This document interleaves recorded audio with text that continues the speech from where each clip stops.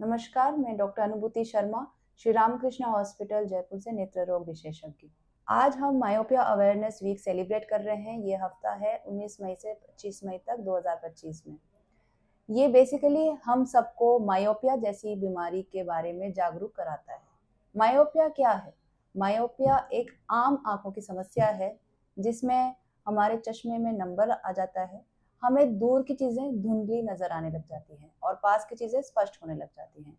ये जहाँ तक हम देखते हैं कि छोटे बच्चों में या स्कूल में जाने वाले बच्चों में ज़्यादा पाया जाता है। जब वो कंप्लेन करते हैं कि हमें दूर से दिख नहीं रहा है और उनकी टीचर्स आके बोलती हैं कि जब इसे ब्लैक बोर्ड समझ में नहीं आ रहा, ब्लैक बोर्ड में लिखे अक्षर समझ में नहीं आ रहे, तब अपनी आँखें टेस्ट कराओ। तब जाके बच्चा हमारे पास आता है कि बोलता है कि हमें कुछ दिख नहीं रहा है।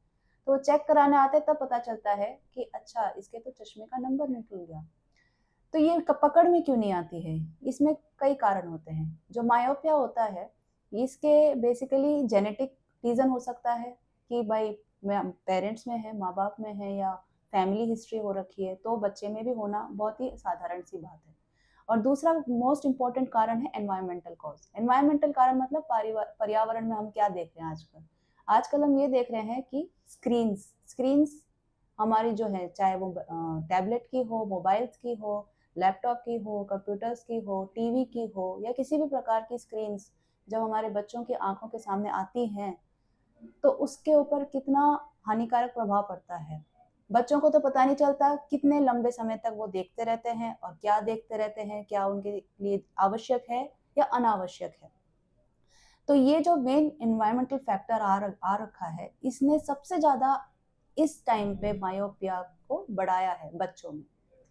तो मायोपिया जो हमारी ये प्रॉब्लम हो जाती है, जिसको हम निकट दृष्टि दोष भी बोलते हैं, तो इसमें क्या-क्या कारण हो सकते हैं? बच्चों को दूर की चीज़ें धुंधली नज़र आती है, उसके अलावा उनको लगातार सर दुखता है, उनके सर में और भौहों में दर्द होने लग जाता है। दूसरा, उनकी आँखों में थकावट होने लग जाती है। तीसरा, लंबे समय तक वो आँखों को मसलने भी लग जाते हैं।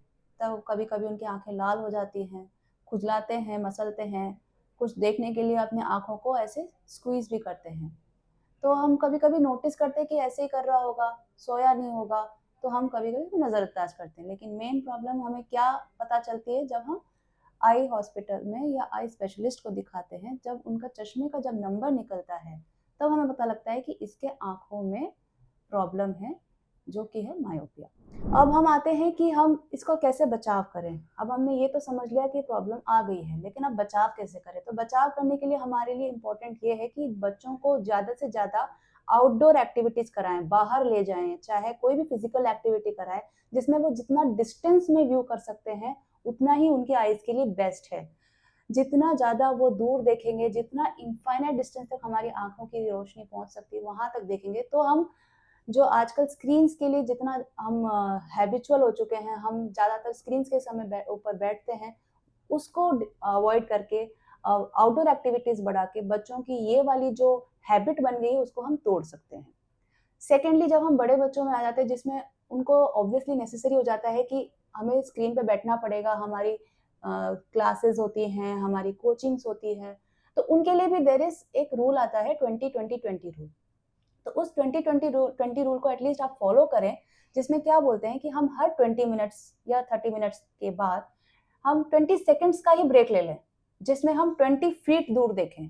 तो ये इसमें क्या होता है, हम अपने जो रूटीन स्क्रीन को टाइम को ब्रेक कर रहे हैं और उस टाइम हम ऐसे काम कर रहे हैं जब हम स्क्रीन के अलावा सब कुछ कर रहे हैं। जैसे हम दूर जा रहे हैं, हम दूर देख रहे हैं, हम डिस्टेंस व्यूइंग कर रहे हैं, हम अपने आईज़ और स्क्रीन को ब्रेक कर रहे हैं। क्योंकि जब स्क्रीन्स पे हम लंबे समय तक बैठते हैं, तो उसके और डिसएडवांटेज होते हैं, उसके और प्रॉब्लम्स आती हैं। जैसे हम बिकॉज़ हम पलक नहीं झपकाते हैं, तो हमारी ड्राइनेस होने लग जाती है। ड्राइनेस होती है, तो इसकी हार्मफुल रेज़ यहाँ पे आइज़ के ऊपर पड़ती हैं, तो आँखों में इरिटेशन होने लग जाती है, लाल हो जाती है, खुजली होने लग जाती है। तो ये सारे एलर्जिक सिम्पटम्स होने लग जाते हैं, जिसको हमारे अलग कॉम्पोनेंट आता है digital eye strain.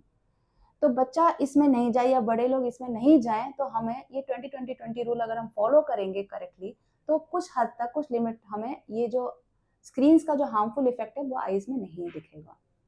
And at the end यही कहना चाहेंगे, जो मायोपिया है, इसका बेसिक इलाज या बेसिक ट्रीटमेंट क्या होता है?